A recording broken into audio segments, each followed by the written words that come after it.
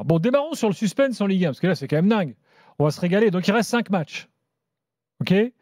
Bon, le PSG, je ne les compte plus. Ils ont un match de retard, mais enfin bon, ils sont champions. Monaco, 53. Marseille, 52. Lyon, 51. Lille et Strasbourg, 50. Nice, 48. Brest, du coup, ils ont peut-être perdu gros aujourd'hui. Ils sont à 44, Brest. Je ne sais pas si vous les comptez encore dans la course à l'Europe ou pas ? Bah oui, quand même. Ouais. On ne sait jamais avec les Brestois. Faut respecter le travail En d'Éric sachant Roy. que, attention, là, la 7e place peut être européenne si le PSG gagne la Coupe de France, ce qui est bon, quand même bien parti a priori. Après, Brest ont un peu décroché, comme tu as dit, mais ils sont quand même encore dans la course. Bon, alors, ok. Alors, je compte Brest. Ça fait. Moi, ça m'arrange pas parce qu'en fait, ça fait 5 points entre Nice et Monaco. Ça faisait plus stylé en termes de alors reste suspense. entre Nice et Monaco. Alors, Après, Brest, ils n'ont pas un goal average des plus favorables, donc Ouais, peut déjà leur enlever un point par rapport à. Brest, ils peuvent éventuellement viser la 7e place si quelqu'un s'écroule, voilà, en fait. C'est ça. Mais pas plus haut, non ? Oui, c'est ça. Maintenant, concentrons-nous sur la Ligue des Champions, le fameux podium des 4. Parce que là, effectivement, entre Strasbourg, Lille, Lyon, Marseille, Monaco, tout le monde en 3 points. Donc, chaque week-end, ça va être le mano à mano. Monaco joue Strasbourg le week-end prochain. Strasbourg reçoit aussi Paris un peu plus tard. Et il n'y a plus beaucoup de confrontations directes entre Monaco-Lyon. Il y a Monaco-Lyon, exact. Il y a Lille-Marseille aussi. Et Lille-Marseille. Je crois que c'est tout. Je crois que de mémoire, c'est tout.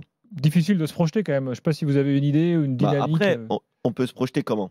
Quand on voit aujourd'hui, alors on a fait l'after hier sur l'Olympique de Marseille et leur défaillance au niveau de l'effectif et de la qualité. Disons que si on met les entraîneurs... Ce que tu veux dire, c'est que ça risque de ne pas s'améliorer d'ici la fin de la saison ? En fait, ce que je vais dire, c'est mettons les entraîneurs sur la ligne de départ là. Pour moi, les entraîneurs, ils se valent. Plus ou moins. Après, il y a les contextes. Je dirais, pour moi, ils se valent. Après, on peut ne pas être d'accord. Mais le problème, c'est les effectifs. Et pour moi, dans les effectifs, il y a des grosses disparités. Aujourd'hui, on voit que le PSG est bien sûr au-dessus, mais après, il y a l'AS Monaco. Ça, on le sait depuis le début. Malheureusement, ils sont inconstants et ils n'ont pas réussi à maintenir la ligne pour, pourquoi pas, aller à 5, 6, 7 points du Paris Saint-Germain. Derrière, on pensait que c'était l'OM. Mais on voit que dès qu'il y a une ou deux absences, notamment défensivement, mais c'est catastrophique. Donc aujourd'hui, le 3e effectif, c'est Lyon, et on l'a vu ce soir. Et on pourra en parler juste après, parce que moi, je trouve que... je vais regarder le match. Moi, j'aime beaucoup Koumbedi, par exemple. C'est un jeune joueur, il arrive du Havre, etc. Mais le match qu'il fait aujourd'hui, mais il joue tous les jours à Marseille. Il joue tous les jours titulaire à droite. Parce que Luis Enrique, il est bien gentil, mais c'est un attaquant. Et je ne sais pas s'il va aller à l'Inter ou à l'Inter Miami, mais en tout cas, pour moi, il a quand même beaucoup de lacunes. Donc pour moi, Lyon est clairement le 3e meilleur effectif dans cette course. Et après, Lille, Lyon et après Lille, Marseille, même Nice, c'est très équilibré en termes d'effectifs. Il y a peut-être une meilleure attaque à gauche, une meilleure milieu de terrain côté marseillais, une meilleure défense côté lillois avec un excellent gardien. Et puis tu as Strasbourg, le trouble fait, qui eux sont là. De toute façon, c'est que du bonus, c'est que des jeunes, ils ne calculent pas. Même hier, ils ne sont pas flamboyants, hier, mais ils ont failli gagner. Sans doute, mais... Et ils ont failli gagner hier. Donc, je ne sais pas si Damien est d'accord, mais si tu fais le comparatif entre les effectifs, je pense que les Marseillais, avec la pression, si tu rajoutes la pression qu'il y a sur les Marseillais, la pression elle est aussi sur les Lyonnais parce qu'elle est surtout financière. La pression à Marseille elle est financière et publique. Donc voilà, mais je pense que pour les gros, ça va être plus dur que pour les équipes qui ont peut-être moins de stress. Moi, c'est pas tant sur les effectifs, c'est plus sur. Tu parlais des entraîneurs, tu les mets sur la ligne de départ. C'est plus sur le fait de convaincre ton vestiaire de quoi vous êtes capable. Et sur la dynamique de résultats, l'Olympique de Marseille, pour l'instant, est derrière. Et après, c'est de savoir, est-ce que tu as encore ton groupe avec toi ou pas ? Et pour ce phénomène-là, De Zerbi, pour moi, il l'a pas. Un Rosseigneur, par exemple, il a tous ses gamins derrière lui, il leur a fait croire au projet, et les gamins, ils y croient et ils y vont. Tu prends Fonseca à Lille, c'est pareil. À Lyon, pardon, il arrive et finalement, ça marche aussi. Genesio, il a une dynamique aussi de groupe depuis quelques temps. C'est plus là-dessus. Après, je disais tout à l'heure dans les 3 points, le calendrier de l'Olympique de Marseille, si tu le regardes, normalement, ça doit couler tout seul. Ils doivent y aller chercher la 2e et être tranquille, mais finalement, là où je te rejoins, c'est sur l'effectif de l'Olympique de Marseille, c'est que défensivement, c'est catastrophique. Pour moi, défensivement, tu peux pas prétendre vouloir une Ligue des Champions, être l'Olympique de Marseille et défendre comme tu défends depuis déjà beaucoup. Depuis le début de saison. Depuis énormément de temps, d'avoir passé un mercato hivernal où tu pouvais recruter à ce poste-là. Tu as recruté, mais tu le fais jamais jouer ou alors il n'est pas prêt. Finalement, tu refais jouer les mêmes et c'est toujours le même problème. Et puis devant, bah, tu n'arrives plus à marquer, tu as un Greenwood qui bégaye, et puis au final, tu te retrouves en retrait. Donc là, sur la forme, pour moi, un Lyon ou Monaco sont plus en tout cas armés pour finir deuxième. Alors vous Deuxième parlez et donc troisième. calendrier, effectif, coach. Est-ce qu'il n'y a pas un truc aussi, c'est la pression club? C'est-à-dire Marseille, tu as obligation de Ligue des Champions, par exemple. Oui, non, mais ça, Ouais, Lyon aussi. Bon, Strasbourg, il y a zéro obligation de rien, donc peut-être que tu es plus en roue libre. Monaco, on ne sait jamais trop, parce que tu ne sais jamais trop exactement ce que veut ce club. Enfin bon, bon. Non, mais il n'y a pas de pression. Il n'y a pas de pression populaire à Monaco. Marseille et Lyon. Ah, mais de toute façon, obligation. De toute façon, les Marseillais. Donc ça t'ajoute quand même un truc. C'est ce que je te disais. Positif ou négatif. Pour moi, les Marseillais, le seul positif, ce serait le calendrier. Mais au final, les Marseillais, ils ont perdu contre Reims, ils ont perdu contre Auxerre, ils ont fait match nul à domicile contre Angers, ils ont perdu plein de matchs contre des petites équipes. Et ils ont presque été meilleurs pas meilleurs, mais contre les équipes grosses, hors Monaco et hors PSG sur les matchs retour. Mais ils ont quand même. Bon, Lens, c'est une anomalie. Honnêtement, ils perdent contre Lens à domicile. Là, pour le coup, c'est une des rares anomalies des dernières semaines. Mais comme je le dis. Sur les 5 derniers matchs, c'est Marseille qui en perd le plus. Hein. Mais bien sûr. Ils ont perdu 4 sur les 5 derniers. Ils sont dans une dynamique. Ouais. Ils sont dans une dynamique. Et le fait de dire est-ce que je crois encore au projet de mon entraîneur? Cette dynamique-là, pour l'instant, dans les têtes marseillaises, elle peut pas fonctionner. Et Nice, sur les 5 derniers, n'en gagne pas un seul. Ouais. Par ailleurs. Non, mais c'est clair que c'est pour ça que j'ai pas vraiment cité Nice, même si Franquet, c'est quelqu'un de très ambitieux. Il a quand même des joueurs, moi, je trouve, avec moins de pression. Et eux, s'ils finissent en Europa League, ce sera bien. S'ils finissent en Ligue des Champions, ce sera presque un exploit. S'ils finissent en Europa League et qu'ils font la même que cette année. Oui, non, mais on est d'accord. Non, mais on est d'accord. Ils nous ont mis la honte quand même. C'est ce qu'ils veulent faire. Il y a un truc intéressant. Hier soir, j'étais à Strasbourg. Donc, j'ai discuté avec les dirigeants de Strasbourg, Nice, tout ça. Et en fait, il y a un truc maintenant qui circule dans le foot français. C'est que tous les dirigeants se disent, parce que maintenant la Coupe d'Europe rapporte énormément d'argent. C'est la survie. La Coupe d'Europe, c'est la survie. Lyon, en fait, cette année, ils sont à plus de 60 millions de revenus sur la Coupe d'Europe, entre les droits de télé, etc. Donc c'est énorme, en fait. C'est un budget, quoi. Bien sûr. Donc, en fait, dans le foot français, les dirigeants se disent maintenant, c'est très simple, si t'es pas en Coupe, vu que les droits télé en France, c'est la cata, si t'es pas en Coupe d'Europe régulièrement, t'es mort. Par contre, si tu es en Coupe d'Europe régulièrement, tu vas créer un océan par rapport aux autres, là. Et là, tu vas avoir 2 championnats. Enfin, c'est ce qu'ils disent tous. Hein. Là, tu vas avoir le championnat des 7-8 premiers. Tu l'as déjà. Hein. Sauf que là, c'est la bagarre pour être dans les 7-8 premiers et les autres.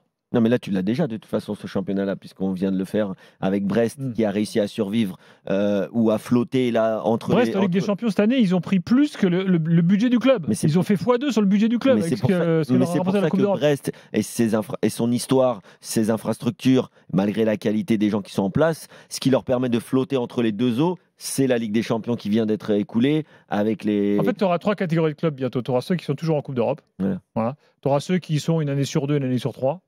Et ceux qui jouent le match. Et ceux qui sont jamais et qui sont les galériens de la Ligue 1. Puisque maintenant, on se compare quand même beaucoup à des championnats comme le Portugal ou même comme les Pays-Bas. Et je pense qu'on a arrêté l'idée d'être dans le top 4. Aux Pays-Bas, donc je vais amener un nouveau vocabulaire. Oula. Ils ont donc le top. Donc le top, c'est les 3. PSV, Feyenoord, Ajax. Et après, ils ont le subtop. Donc ce qu'ils appellent le subtop, c'est numéro 4 à 7-8. C'est nous, en fait.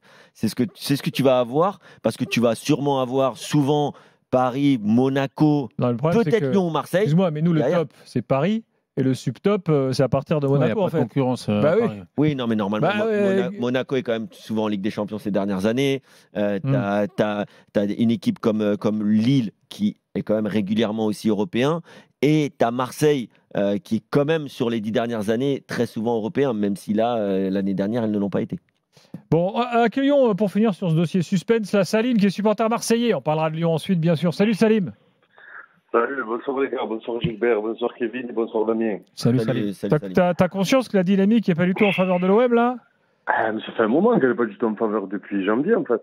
Depuis janvier, ça a tourné, il y a quelques matchs que tu gagnes avec de la réussite, avec quelques coups d'éclat de Greenwood et tout, mais sinon ça fait un moment qu'elle n'y a pas. Vous savez, moi la semaine dernière j'étais au stade contre Toulouse. Déjà tu gagnes contre Toulouse, c'est chanceux hein, parce que le match que tu fais n'est pas top. Je me suis pris les 11 joueurs. Sincèrement, et c'est là où j'étais consterné par rapport à De Zerbi, un peu son entêtement, même si c'est vrai qu'en cours de sujet on a changé, je me suis pris les 11 joueurs, je me suis dit, avec les mêmes 11 joueurs, tu fais un 4-3-3 simple, parce que De Zerbi, il a une idée de jeu, mais il y a certains joueurs qui n'arrivent pas, ils sont pas au niveau pour le faire. Tu te mets Kondogbia avec Cornelius dans l'axe, Murillo à droite, Merlin à gauche. Tu fais redescendre Rabiot au milieu, avec Benasser et Rongier, donc.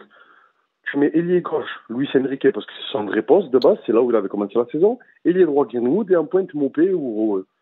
Je pense qu'ils arriveraient plus simplement à jouer. Là, il leur demande des choses.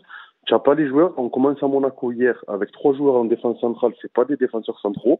Donc, on a vu le match. Tu prends 3 buts sur des erreurs, mais c'est grotesque, c'est incroyable. C'est incroyable. Alors après, les mecs, tu peux pas bon, le après, tu as le calendrier. Regarde là, Marseille-Montpellier. Match idéal pour se relancer parce que Marseille va gagner contre Montpellier. Enfin, ça semblerait. Non, on va les relancer. Là, tu gagnes pas contre Montpellier. On va les relancer comme Reims, je vous l'ai dit, moi. Non, bah arrête, Montpellier, c'est pas possible. Montpellier, c'est devenu le paillasson de la Ligue 1. Tout le monde les éclate. Oui, mais pour Reims, c'était la même chose. Ça faisait 6 mois qu'ils n'avaient pas gagné. Ça faisait 5 matchs qu'ils n'avaient pas marqué. Ils en ont mis 3. C'était la même chose. C'était le paillasson de la Ligue 1. Et d'un coup, ils sont venus, ils en ont mis 3. Je sais pas, ça m'étonnerait pas qu'ils perdent. Après, sincèrement, voilà, la grosse erreur, j'ai appelé moi à l'époque en décembre, en janvier, la grosse erreur, c'était de ne pas recruter de défenseurs. Moi, quand pendant le mercato, on commençait à annoncer Benasser, Bougie, j'avais appelé comme il faut l'after, j'ai dit, les gars, ce qu'il nous faut, c'est un défenseur derrière, ça craint. Au final, ils ont pris un défenseur qui est sur une jambe, je sais pas pourquoi ils l'ont pris. Voilà, ben, au final, le problème, c'est toujours le même. Ce que tu disais, Salim, c'est. Je ne sais pas si tu as écouté l'after, mais hier, on était avec Thibaut Jean-Grande qui disait que l'OM devrait peut-être retrouver de la simplicité. Et c'est là que j'ai émis aussi l'idée de faire un 4-3-3 ou un 4-2-3-1 un peu plus simple. Tu as écouté donc, moi, je suis d'accord avec toi. Après, est-ce que De Zerbi va le faire? Ça, c'est autre chose. Ce qui me surprend sur ce point-là, et Salim, je te rejoins, c'est sur l'adaptation de De Zerbi sur l'aspect tactique à l'extérieur. À l'extérieur, tu as 12 buts sur les 4 derniers matchs à l'extérieur. 12 buts pris. C'est incroyable. Tu prends 3 buts contre Reims. Et je trouve que c'est là où peut-être il y a un défaut, c'est que De Zerbi, le diagnostic de son vestiaire, il est fait depuis longtemps. Et je pense qu'il est sur le recrutement à l'hiver, il a été pas forcément très bien fait. Et en tout cas, il a pensé qu'il y a des joueurs qui pouvaient correspondre à son système. C'est peut-être de revoir ses plans, de se réadapter à ce qu'il a. Et là-dessus, sur ces derniers voyages, de se dire, bah voilà, on prend trop de buts, il faut peut-être que je referme, que je remette un peu plus de solidité avec mon milieu de terrain. Et c'est pas l'impression qu'il me donne. Et c'est peut-être aussi pour ça que on a parlé de perdre son groupe, et c'est peut-être le cas. J'ai dit il y a 2 semaines quand j'ai appelé, excusez-moi, il y a 2 semaines quand j'ai appelé, j'ai dit en fait, on parle de l'état d'esprit des joueurs, mais après peut-être qu'à un moment donné, les joueurs ils se disent tactiquement comme ça, on n'y arrive pas, et ils insistent, à un moment donné, ils en ont marre. La semaine dernière, il y a des supporters qui ont appelé, qui ont fustigé Kondogbia, mais Kondogbia, même à son prime, la vitesse n'a jamais été son point fort. Je comprends pas pourquoi. Et puis c'est pas le moins bon des défenseurs actuellement. C'est ça que je veux dire aussi, tu vois, sur cette saison. Et le pire, c'est que c'est pas un défenseur, la base. Donc, je sais Salim, pas. on voit ça la semaine prochaine face à Montpellier. Ouais, il n'y a pas de souci. Merci beaucoup. Je te remercie. Merci les gars, bonne soirée. À bientôt. Donc, semaine prochaine, tu as Monaco-Strasbourg, Marseille-Montpellier dans les confrontations, Lille-Auxerre, Nice-Angers, et qu'est-ce que j'ai oublié? Saint-Étienne-Lyon. Voilà. Pour les derbys, c'est dimanche soir? C'est dimanche soir, ouais, Saint-Étienne-Lyon. Parce que là, en ce moment, on a quand même des matchs du dimanche soir qui sont particuliers.